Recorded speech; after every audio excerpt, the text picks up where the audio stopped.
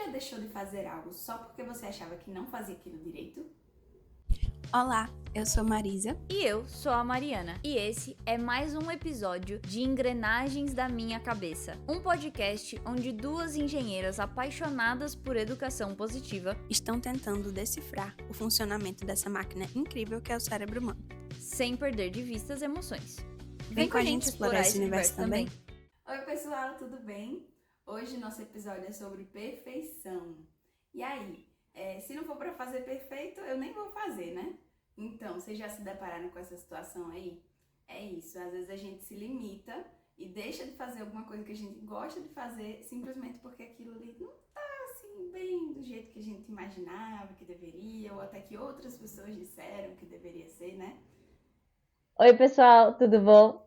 A gente está aqui de novo, tentando trazer esse assunto que é muito importante. E, assim, foi um assunto que veio pra gente por uma dificuldade mesmo. Por essa dificuldade de começar tudo isso, começar. Oi, Nix, falou aí pra eles. De começar tudo isso e logo que você começa um projeto novo, vem essa cobrança, esse foco de tipo, você não tá fazendo perfeito, porque isso daqui podia estar melhor, porque aquilo ali podia estar melhor. E isso acaba realmente limitando a gente, falando assim, não, eu só vou postar se for ótimo, sabe? Eu só vou fazer se for perfeito. E eu acho que isso vem de encontro com o que a gente falou no episódio passado, né? Que teve o disclaimerzinho lá no começo do episódio, porque eu só falo perfeito naquele episódio. Perfeito, perfeito, perfeito. E isso me fez refletir que, tipo, gente, perfeito, perfeito pra quem? Perfeito, o que é perfeito, sabe? E é isso um pouco que a gente queria conversar com vocês hoje. É isso aí. A gente, nesse processo de estudar, né, de fazer a certificação da educação positiva, da escola da educação positiva, vem trazendo alguns questionamentos e algumas reflexões que às vezes a gente naturalmente não teria, né? E isso é muito legal, porque a gente acaba trazendo para o nosso dia a dia conhecimentos que teoricamente a gente só iria utilizar na nossa vida profissional. Mas assistindo a uma aula da escola da educação positiva, a aula era sobre outro assunto um pouco diferente, não tinha a ver com exatamente o assunto de perfeição, mas a professora citou uma autora que chama René Trudeau, que ela tem um livro, e nesse livro ela coloca 12 passos para o autocuidado. E esse assunto, né, para vocês saberem o contexto, está relacionado com quando a gente vira mãe, pai, e aí após essa maternidade, após a criança chegar, a gente às vezes dá uma certa baixada nesse autocuidado, e essa autora traz uma proposta para que você, em 12 passos, retome esse autocuidado. E, resumindo a história, um desses passos era: o ótimo é inimigo do bom. Então ela fala que uma forma de você manter o autocuidado é você não querer fazer as coisas tudo em excelência. Então, tipo, performar sempre e fazer tudo perfeito. Se não for perfeito eu nem vou fazer. Que é exatamente o tema do nosso podcast hoje. Então me chamou a atenção que dentro de outros contextos, não só o nosso, nessa transição profissional, nessa criação, né, do Instagram profissional e tal, mas em outros contextos da nossa vida, a gente precisa se manter consciente de que a perfeição vai nos trazer um certo nível de cobrança que não é saudável. Então a gente buscar essa coisa de ser perfeito, ser perfeito, ser perfeito, porque alguém tá dizendo que eu tenho que ser perfeito, porque o mundo tá dizendo que eu tenho que ser perfeito, porque a sociedade acha que pra dar certo você tem que ser perfeito, e isso a gente acaba nos deixando de lado, deixando a nossa essência e a nossa autenticidade de lado para tentar atingir um patamar que é impossível. Sim, a gente tem até aquela outra frase, né, que feito é melhor do que perfeito. E eu acho que ela é muito interessante, e claro que com ressalvas, ninguém aqui tá falando, não precisa se esforçar mais, qualquer coisa tá bom. Não é isso, mas é uma questão de que a gente, entrando um pouco agora na parte da educação positiva, a gente, quando, na nossa infância, não foi permitido que a gente errasse. Ou você fazia e acertava, ou você tinha consequências muito ruins em relação àquilo. Você tinha cobranças. Nossa, eu na minha infância sempre foi assim, se não tivesse do jeito... E não é assim, não é do jeito que eu queria, é do jeito que os meus pais achavam certo. Os meus pais viam aquilo. E é uma reflexão que a gente vai trazer um pouquinho mais pra frente, mas é essa questão de que eles estavam esperando que eu fizesse o que era perfeito na visão deles. Então, eu não podia errar. Eu não podia ser ruim em algo e testar mesmo assim só porque é divertido, sabe? Eu lembro que eu adoro futebol, gente. Adoro assistir jogo de futebol. E eu gostava de jogar futebol, mas eu era ruim. E eu não sou boa em jogar futebol. Não precisa ser, né? Isso, preciso ser. Mas foi uma das coisas que me travava. Porque eu ia tentar jogar bola e eu era ruim, ninguém gostava e tal. E aí, tipo, começavam a falar na minha cabeça e aí eu ficava assim, gente, sabe? E aí eu não podia jogar futebol. Aí eu me lembro de que eu fui fazer balé, mas balé eu nunca gostei mesmo. Eu fazia porque, sei lá, me colocaram no balé. E aí eu lembro que o meu pai, coitado, ele falava pra mim assim, é porque você parece um cavalo dançando, porque eu sou meio desengonçada, assim, eu sou meio bruta, e aí eu ficava tipo, pô, primeiro, não falei isso para suas Pelo amor de crianças, porque Deus, eu gente, lembro não disso falei até isso. hoje. Mas, e a outra coisa, tipo, por que que todo mundo que dança balé tem que ser, sabe, super leve, super. Claro, tudo bem, é uma questão do balé. Não acho que eu seria uma boa bailarina profissional, mas assim, será que eu não posso dançar do meu jeito? Ou será que eu não estava no lugar errado? Será que eu não sou uma pessoa de balé e tá tudo bem? E talvez eu devesse estar lá jogando futebol ruim, mas do jeito que eu tivesse mais feliz, sabe? Então acho que esse questionamento de tipo quanto isso limita a gente e do quanto quando a gente vai fazer algo a gente não pode errar, é, é, não pode testar, sabe? E vem aquele bando de julgamento como se tivesse um único jeito de fazer cada coisa. É verdade, e a gente às vezes se depara com essas falas, né? Gente, por favor, tenham cuidado quando vocês forem comentar, fazer comentários sobre qualquer pessoa. Ninguém tá falando aqui que sobre os outros você pode comentar e sobre o seu filho não, mas pelo amor de Deus, comentários sobre o corpo das pessoas não é legal. Comentários sobre coisas que ela faz, né? Ou deixa de fazer certo ou errado, assim, em termos de habilidades. Tenha cuidado, porque isso às vezes marca a pessoa de um jeito que, assim, é muito doído, é muito fundo, vai muito profundo essa marca. E eu me lembro também que às vezes a gente toma cuidado com as falas negativas, mas a gente enfatiza muito as falas positivas, no sentido de que elogiar muito e dizer assim, essa menina faz tudo perfeito, olha, você é perfeita, você é a melhor bailarina do mundo, só você que sabe dançar, você faz tudo maravilhoso, enfim, só você sabe fazer isso melhor do que todo mundo. Esse tipo de fala é muito complicado, porque eu entendo o ponto de vista de quem tá fazendo isso, de quem tá dando esses elogios, que é de deixar a pessoa mais feliz, é reafirmar que a pessoa é boa e etc. Mas a gente precisa ter cuidado, porque a gente não é questão de não elogiar, mas é que a gente precisa elogiar também levando em consideração o que a pessoa pensa sobre aquilo. É como o que Mari acabou de falar, ela gostava de futebol, ela estava feliz jogando futebol, mas ela não era tão boa assim. E aí alguém foi lá e criticou e falou, você não joga futebol bem. E ela desistiu de jogar. Talvez com um pouco mais de prática, com um pouco mais de exercício, né, de exercitar essa habilidade, ela não tivesse chegado a ser uma Marta, mas tivesse sido uma boa jogadora de futebol, assim, razoável, né, na média. E tá tudo bem você ser na média, não é um problema você ser na média. Talvez ela fosse uma boa jogadora de futebol e uma excelente podcaster, né? Acho que não tem problema ser assim. E aí, esses elogios, quando a gente recebe esses elogios demais, a gente, falando de experiência própria aqui, tá, gente? Não tô criticando quem me elogiou, pelo amor de Deus. De novo, a gente não tá aqui no lugar de julgar as pessoas, a gente tá aqui só pra trazer reflexões do que aconteceu na nossa história. Mas assim, as pessoas que elogiam, eu super entendo a intenção, é maravilhosa. Mas as pessoas que fazem esses elogios, elas não têm noção de como isso aprisiona a gente. Por quê? Porque o elogio, assim como a crítica, eu acho que a crítica, ela é como se fosse um excludente, tipo assim, ela deixa você de fora, e o elogio, ele lhe aprisiona. Por quê? Porque você não pode ser nada menos que aquilo. Então, você joga perfeito, o seu futebol é o mais lindo, mais maravilhoso, você é a jogadora mais incrível que existe. Se um dia você errar um gol, você falhar, você perder alguma coisa que não era pra perder uma bola, ou sei lá, você vai ser crucificada por aquilo. Então eu acho que a gente tem que tomar muito cuidado com os elogios, de novo falando que não é pra não elogiar, mas ter cuidado como elogiar, E também entender que o elogio, ele vem... antes do elogio, a gente deve tentar entender como a pessoa está se sentindo sobre aquilo.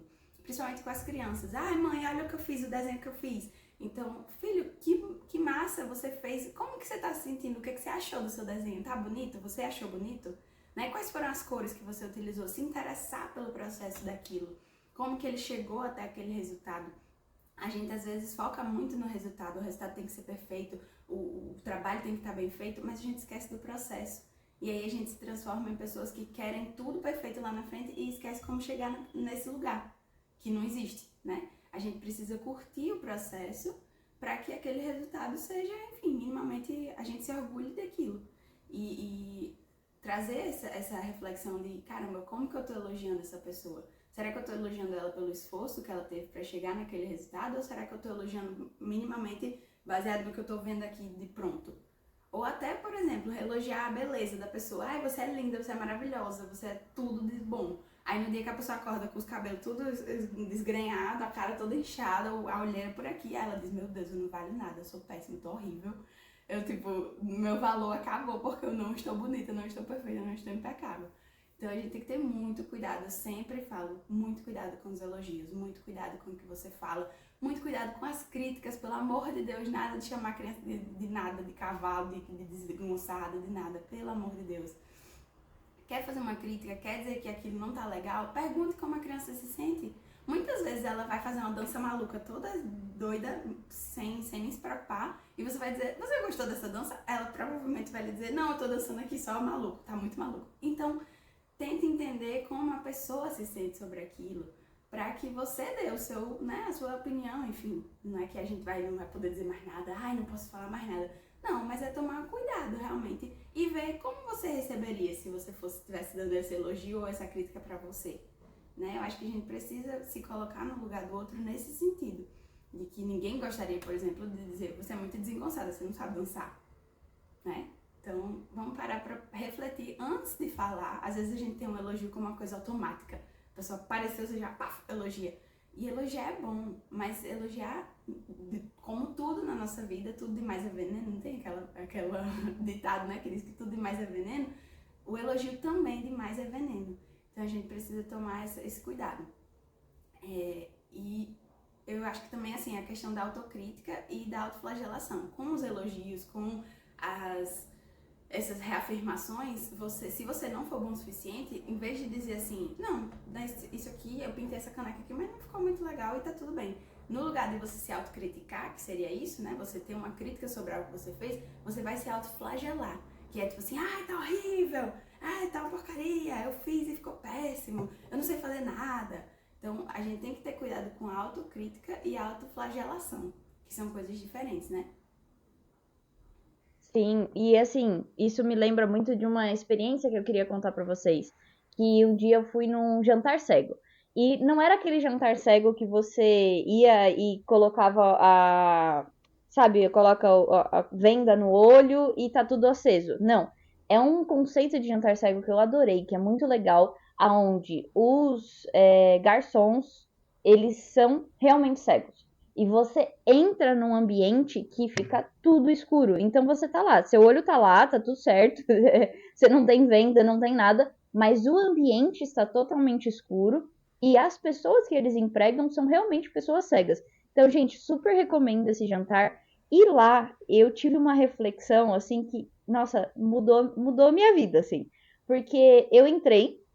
E aí tava lá tudo escuro, você entra todo nervoso, né? Ai, meu Deus, o que vai acontecer? Você já fica gelado. Porque é muito diferente, sai muito da sua zona de conforto.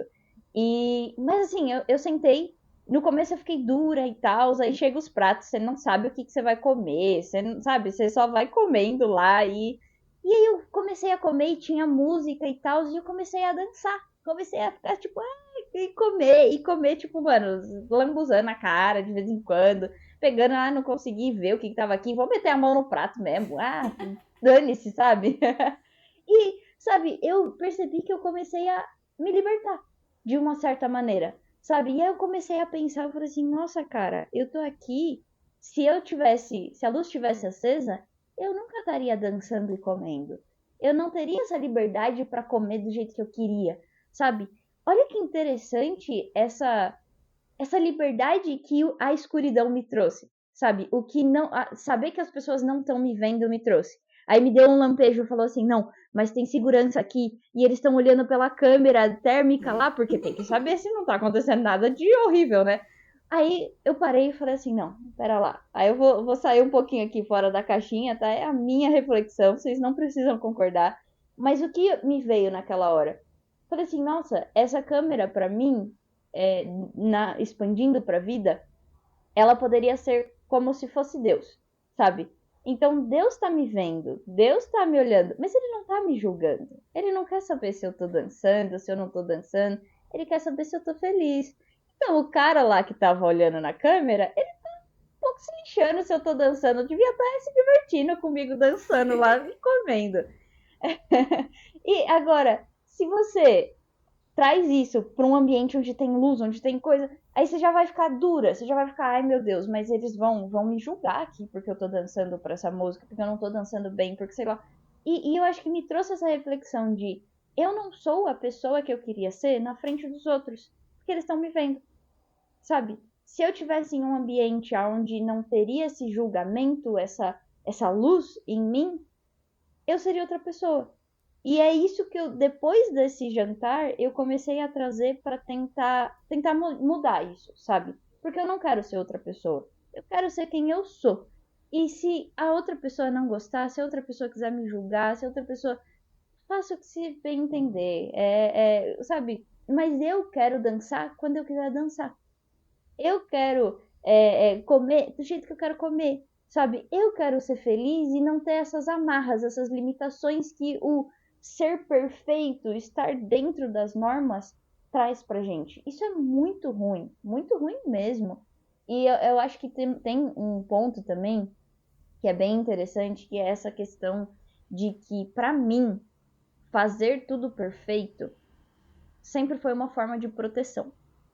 E é uma forma muito ruim de proteção. Porque na minha cabeça eu falava assim, não, se eu fizer tudo perfeito, se eu fizer tudo certinho, perfeito em relação ao que o outro quer, não em relação ao que eu gostava, não em relação ao que eu estava feliz com isso, eu me protegeria da crítica dessa outra pessoa.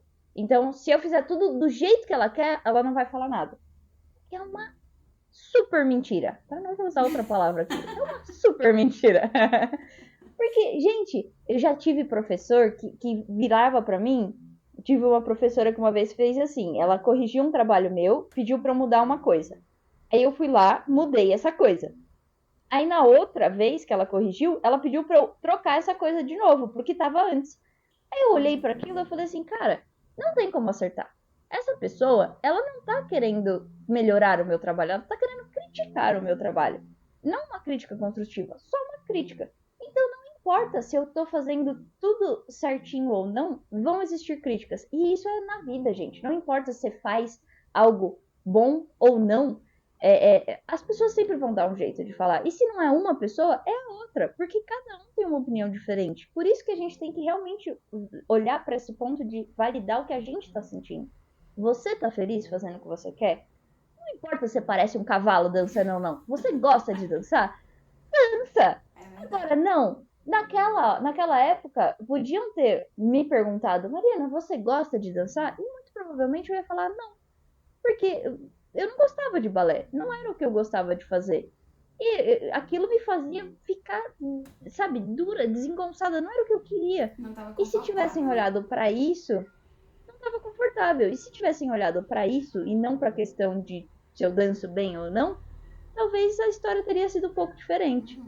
É verdade. E quando a gente ensina dessa forma a criança, né, a ter essa visão sobre ela mesma, uma visão autocrítica, e eu não tô falando aqui uma autocrítica ruim, a gente não pode confundir essa palavra crítica com coisas ruins sempre, porque crítica necessariamente é só um julgamento que você tem sobre aquilo. Se é bom ou se é ruim, aí vai depender da situação. Mas a crítica, normalmente, ela pode ser uma crítica boa, né? Você dizer assim, nossa, essa comida tá uma delícia, isso é uma crítica positiva. E aí, quando a gente constrói esse senso de autocrítica numa pessoa e ela tem isso bem definido dentro de si, ela não precisa do julgamento do outro para se sentir validada. E isso é que é o mais bonito, porque a gente vai saber receber o julgamento do outro. Então você não vai ser aquela pessoa reativa, que a pessoa fala alguma coisa ruim de você, e não, mas é porque eu não tive tempo pra fazer, não, mas é porque me colocaram no balé e eu não queria balé, não, mas é porque essa pessoa reativa, normalmente ela não se sente bem com o que ela faz. Porque se ela se sentisse bem, provavelmente ela seria segura, ela diria, tá bom, é isso que você pensa? Ok, tipo, eu penso diferente. Eu fiz assim porque foi o que deu pra fazer. Então, tipo, ela nem se justifica, na verdade, né? Quando a gente tem esse senso de autocrítica bem construído, a gente fica mais seguro do que a gente faz e seguro de que, sim, às vezes eu não vou conseguir fazer as coisas dando o meu melhor. E tá tudo bem. Às vezes eu vou fazer um desenho meia boca, às vezes eu vou, sei lá, uma comida que não ficou tão deliciosa assim, mas tá tudo bem, tá ali na média e eu tô bem com isso. Eu não vou ficar me autoflagelando, dizendo, ai, eu sou péssima, ai, eu não consigo fazer nada direito, ai, tudo que eu faço dá errado. E eu acho que a gente precisa ter muita consciência disso, porque essa autoflagelação, diferente da autocrítica, ela é um peso muito grande para se carregar e a gente carrega pro resto da vida. Se a gente não trabalhar muito bem, se a gente não for pra terapia, se a gente não se autoconhecer, se a gente não se autorregular, isso não vai embora. E isso vai passando de geração em geração e a gente passa essa autocrítica pesadíssima para os nossos filhos. E aí vai ter uma criança que, né, uma mãe ou um pai que vai dizer assim, você tem que fechar isso direito, você tem que fazer isso direito, tem que desenhar direito, desenhe dentro da linha, não. Então assim, pinte, né, pintar dentro da linha. E esse tipo de crítica a gente acha que é uma besteirinha, a gente acha que a gente está ensinando a criança a fazer coisas, né, bem feitas, mas na verdade é um padrão que a gente está sempre subindo, elevando, e aquela criança nunca vai chegar naquela expectativa. E ela vai se sentir frustrada, ela vai se sentir insuficiente, vai se sentir não quista, né, não querida pela família. Imagina você ter o seu valor definido por algo que você faz ou não faz bem feito. Né? Se você deixa de fazer o desenho e pintar o desenho bonitinho e fazer tudo certinho, sua mãe não vai gostar de você. Ela vai ficar chateada, ela vai ficar triste. E a criança, ela não consegue distinguir se você ficou chateada apenas com o desenho ou se você está chateada com ela, como pessoa. Né? O julgamento da criança é, a minha mãe está chateada, provavelmente é comigo, foi alguma coisa que eu fiz. Né? As crianças, elas têm uma fase de egocentrismo, e o egocentrismo, de novo aqui, não é que a criança quer ser o centro das atenções, mas é que ela entende que ela é o centro de tudo. Né? Na cabecinha dela, ela entende que se alguma coisa boa acontece, foi ela que fez. Se alguma coisa ruim acontece, foi culpa dela também. Então a gente precisa ter muito cuidado com o fato de se irritar ou se chatear ou mostrar um rosto chateado para a criança por causa de coisas desse tipo. Por exemplo, um desenho mal pintado ou alguma coisa que ela fez que você não gostou, porque ela vai associar aquilo com ela. Então ela vai associar aquilo com o próprio valor. E ela vai se dar esse julgamento de valor que você está dando para ela. Então, de novo, não é elogiar, não é dizer, ai, tá maravilhoso, perfeito, você é linda, maravilhosa, perfeita, vai dar tudo que você faz dela, não. Mas é você ensinar para essa criança que ela tem o poder de dizer, eu fiz bem feito, eu gostei do que eu fiz. E tá bem, e tá legal, e tá tudo ótimo, eu tô bem comigo mesma. Né? Ai, filho, então você gostou do seu desenho? Que maravilha, a mamãe também gostou do seu desenho.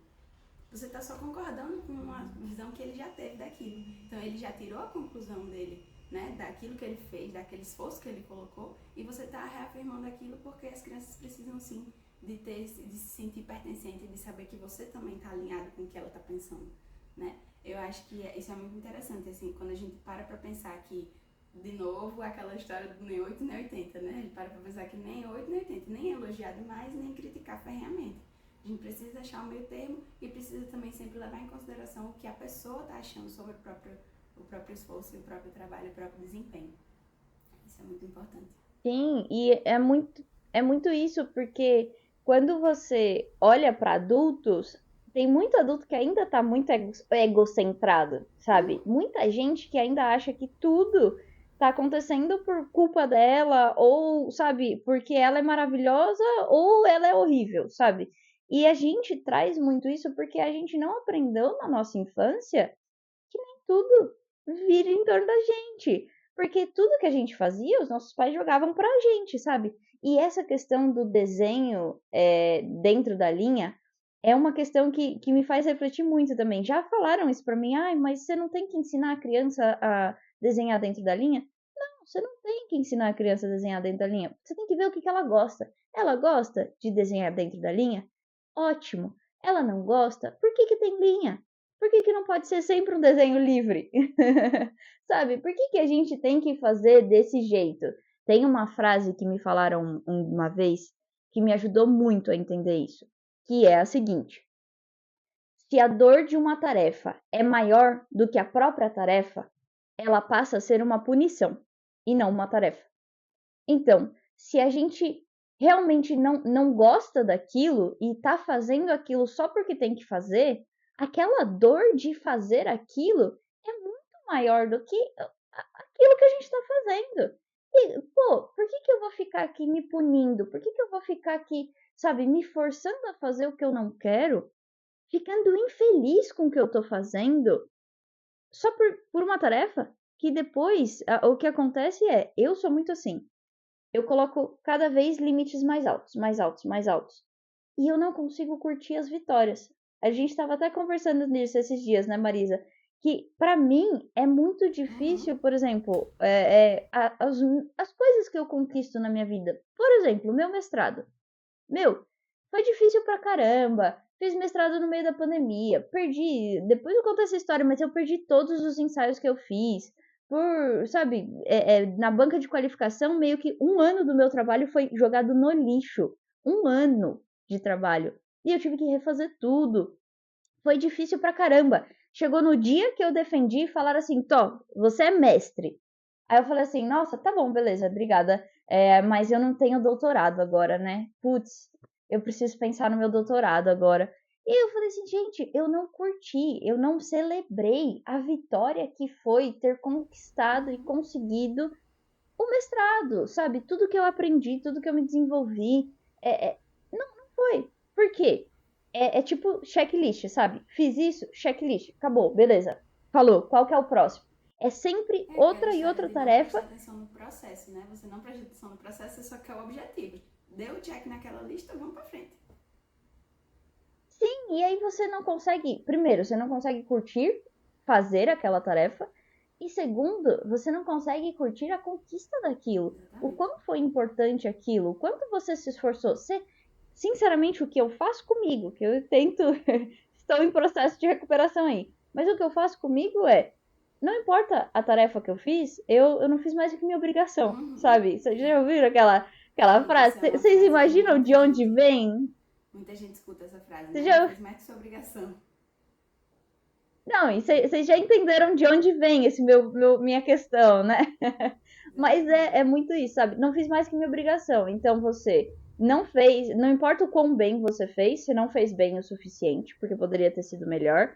E não importa se você se divertiu ou não, você não pode celebrar isso porque você não fez mais do que sua obrigação. O quanto isso é violento, né? E o quanto a gente faz isso com a gente e nem percebe. Eu acho que é isso que fica na minha cabeça. É isso mesmo. E eu acho que também essa frase do não fez mais que sua obrigação, isso é muito cruel, né? Eu fico pensando assim, nossa, deve ser um negócio humilhante você querer, né, saber que deu o seu melhor e aí chega alguém pra você e fala, é porque tudo bem, era isso que você tem que fazer mesmo, não fez nada mais do que o que você precisava fazer. E isso é muito duro, muito triste, assim, é difícil. E outra coisa também que esse assunto me lembra, né, é que acaba, quando a gente não tem esse senso de que a gente fez bem feito, de que a gente sabe que fez bem feito, né, qualquer que seja qual for que a gente está tentando avaliar, a gente se compara muito com os outros. E aí o que acontece é que, e essa comparação, que nem Mari falou, também a gente já sabe de onde vem, né? Ah, porque seu irmão tirou 10, você tirou 9,5. Ah, porque sua prima já se formou e você ainda tá aí. Ah, porque não sei quem, nananã. Então, né, a gente já sabe. Não estamos falando mal, tá, gente? Estamos só dizendo que isso... Digam aí nos comentários se isso aconteceu com alguém, pra gente ver se é só coisa da minha cabeça mesmo.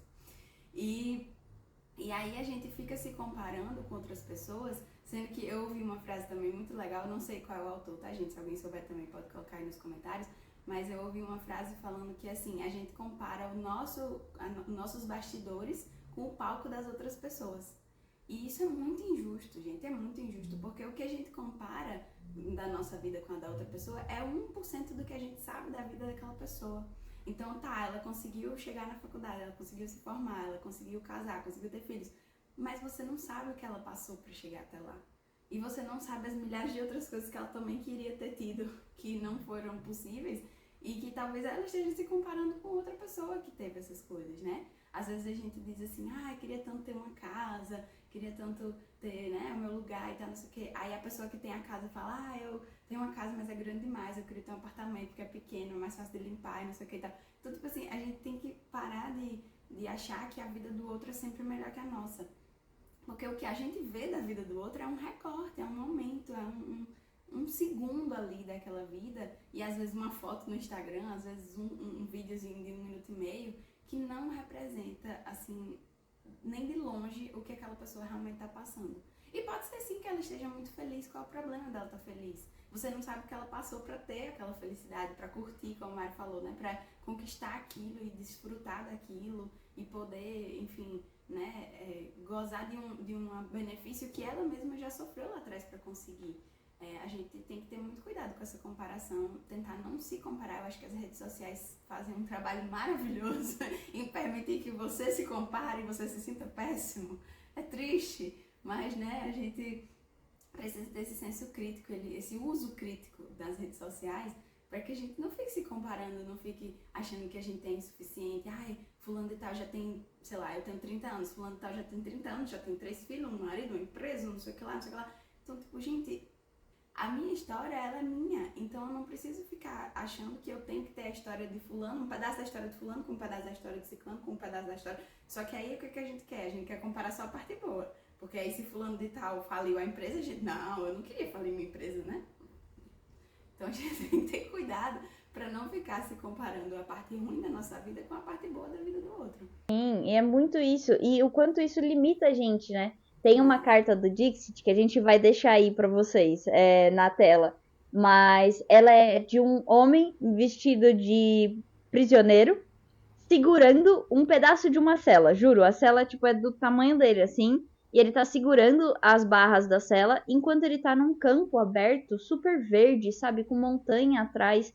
Não tem nada que esteja prendendo ele, a não ser ele segurando a cela. Segurando a grade, é isso.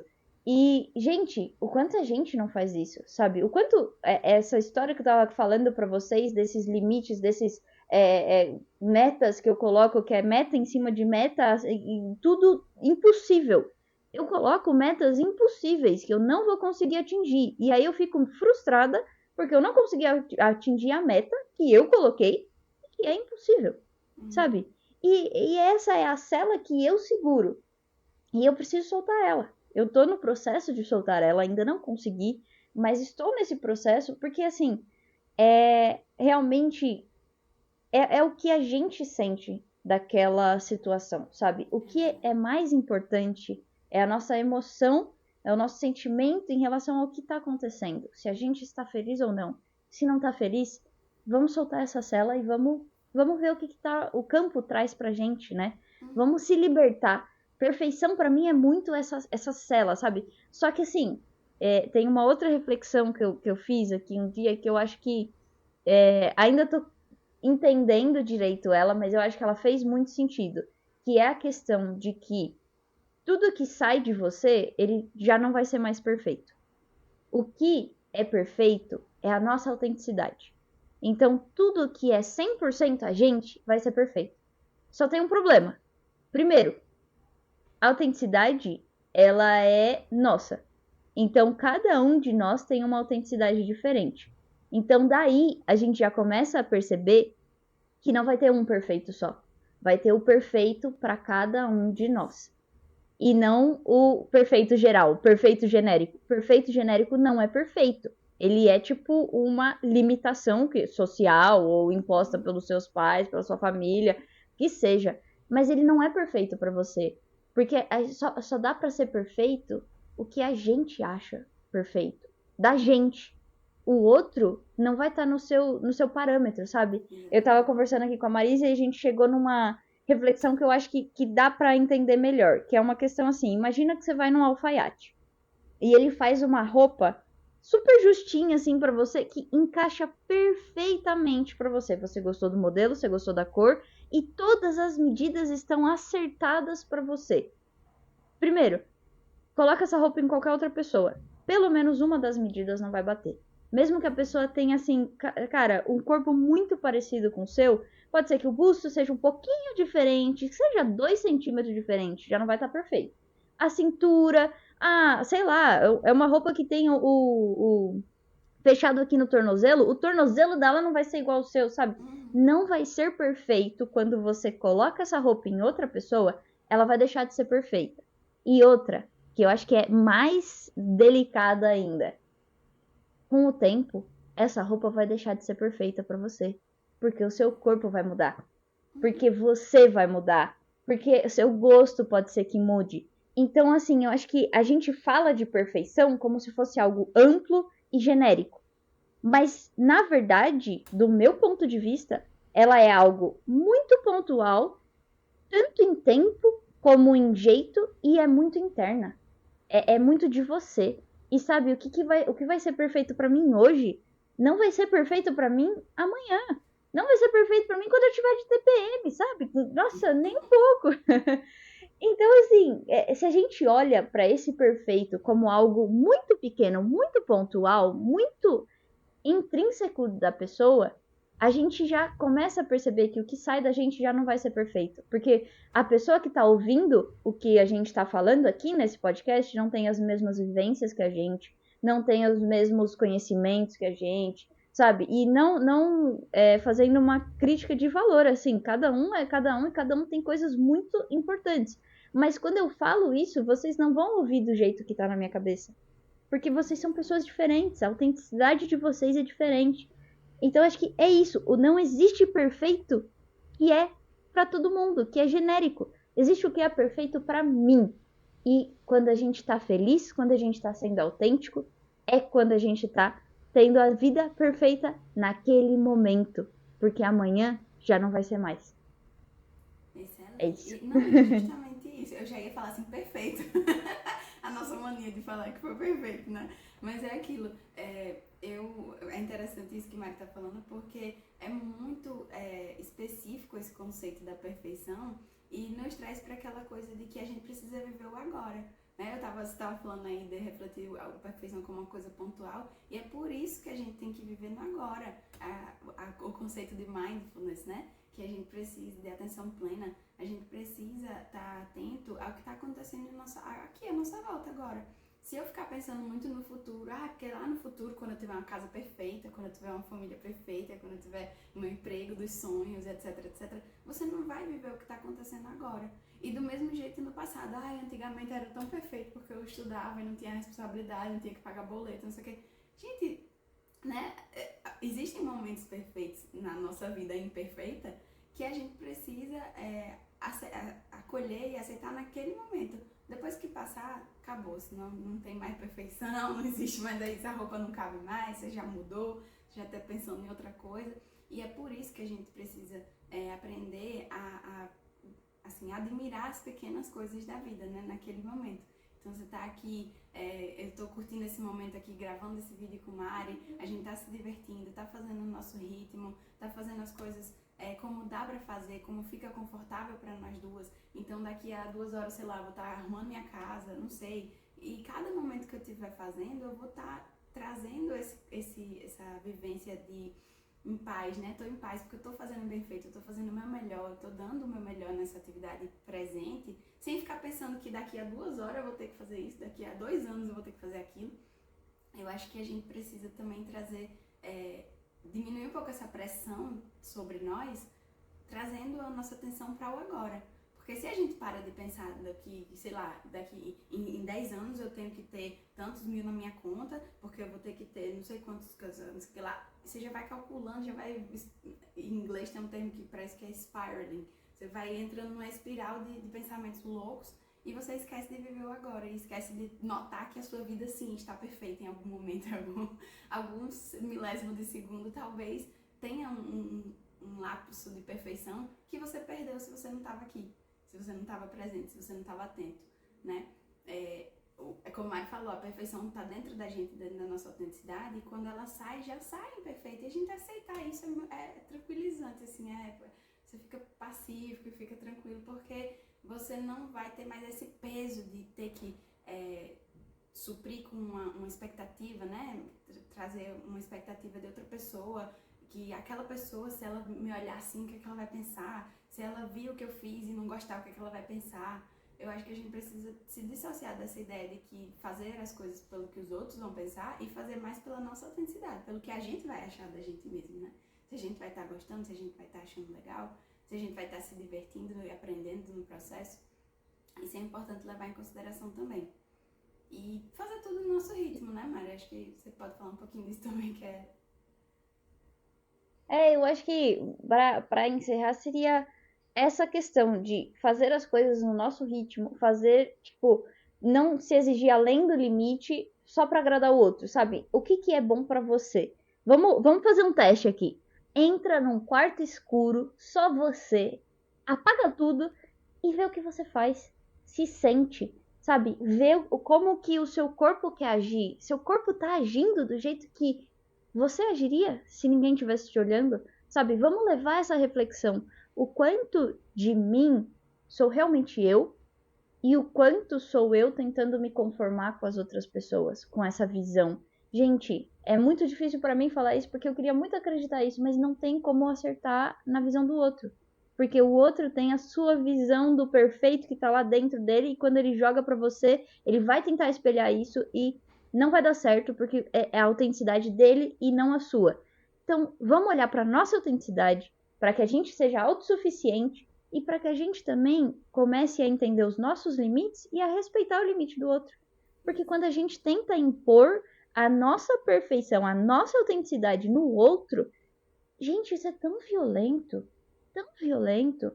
Quem é você? Quem sou eu para falar que o outro tem que fazer assim, assim, assado? Sabe? Eu quero muito levar isso para minha vida, que perfeito é aquilo que é autêntico. E a autenticidade é diferente para cada um de nós. Então, só vai ser perfeito dentro de mim. E acho que é isso que eu quero levar desse episódio. E vai ser difícil, porque é difícil. Todo dia eu tenho que ficar me lembrando disso. Vai postar alguma coisa, vai fazer um episódio. Você fica tendo que lembrar isso. Mas é o que eu quero lembrar, porque realmente não existe o perfeito fora de mim. Só é perfeito dentro de mim e só é perfeito naquele exato momento. Se eu estiver naquele exato momento, naquela exata circunstância, que é qualquer circunstância, não é uma exata circunstância, é só se eu estiver realmente presente naquele momento, aquele momento vai ser perfeito. Se eu sair um pouquinho pro futuro, um pouquinho pro passado, ele já não vai ser mais. É isso. Ai, gente, eu amei, de verdade, assim, Não, foi perfeito dentro de mim, eu tenho certeza que esse episódio foi perfeito. Pra mim tá sendo muito maravilhoso poder conversar sobre isso, poder passar essas reflexões muito legais que a gente tem, colocar isso pro mundo. A gente sabe, né, tem os nossos errinhos aqui, tem as coisinhas que a gente escorrega e tá tudo bem. Eu acho que o mais importante é a gente ter consciência, acho que essa palavra consciência vai muito com o que Mari tava falando, né, da gente estar no momento presente, tomar consciência e assim a gente vai viver nossa vida. Eu amo conversar essas coisas, eu acho que Mari também. A gente tá aqui, nesse episódio eu acho que perfeição foi justamente isso, foi não ser perfeita, né, tomar coragem pra não ser perfeita. E, enfim, a gente tá gostando muito, eu posso falar por mim, tô gostando muito de tomar esse salto de liberdade, assim, tô tranquila, não preciso ser perfeita e tá tudo bem.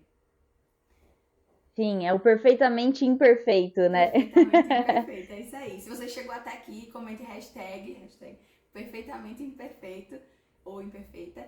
Então, Beleza. espero que vocês tenham gostado desse episódio. A gente amou estar aqui e comentem aí, botem nos comentários o que vocês acham que é perfeito pra vocês, o que vocês acham qual a dificuldade que vocês têm com esse assunto da perfeição.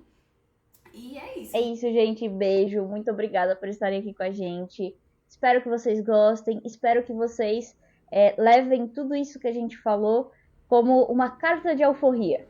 Vamos largar aquela grade naquele chão e vamos curtir o que tá ao nosso redor, sabe? Vamos nesse caminho junto. A gente também tá nesse caminho, sabe? Também é difícil pra gente, mas bora lá que a gente consegue. É isso aí. Um beijão. Tchau, tchau. Beijo, tchau, tchau.